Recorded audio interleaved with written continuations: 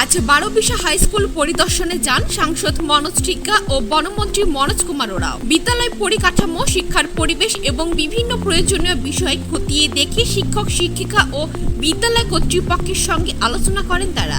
পরিদর্শনের শেষে দুই জনপ্রতিনিধি জানান, শিক্ষার উন্নয়ন সরকারের অন্যতম অগ্রাধিকার। বিদ্যালয়ে যে সমস্ত প্রয়োজনীয় বিষয় সামনে এসেছে সেগুলিকে সর্বোচ্চ গুরুত্ব দিয়ে দ্রুত সমাধানের উদ্যোগ নেওয়া হবে। ভবিষ্যতে বিদ্যালয় সার্বিক উন্নয়নের পাশে থাকার আশ্বাস দেন সাংসদ মনোজ টিগ্গা এবং বনমন্ত্রী মনোজ কুমার ওরাও। কর্মী এবং যারা স্কুল সাথে যুক্ত আছেন, পাশাপাশি যারা ছাত্রছাত্রী কি ভালোবাসা জানিয়ে আমাদের মধ্যে উপস্থিত আছেন। আজকে যে যখন আমরা দুইজন একসাথে বিধানসভায় ছিলাম 16 থেকে 21, তারপরে 21 থেকে আমি তো 24 বছর একসাথে ছিলাম।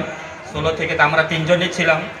তারপরে আমি সাংসদ হওয়ার পরে আমাদের মাননীয় মন্ত্রী আবেদন জানিয়েছিলেন যে না, স্কুলে যদি একটা ক্লাসরুম হয়, কেননা ছাত্রছাত্রীর সংখ্যা অনেক বেশি আছে, তো নিশ্চিতভাবে আমাদের যে টাকা আছে সেটা আমারও সব সময় ইচ্ছা থাকে যে এমন জায়গাতে টাকাটা খরচ হোক সেখানে সমাজের কাজে লাগবে।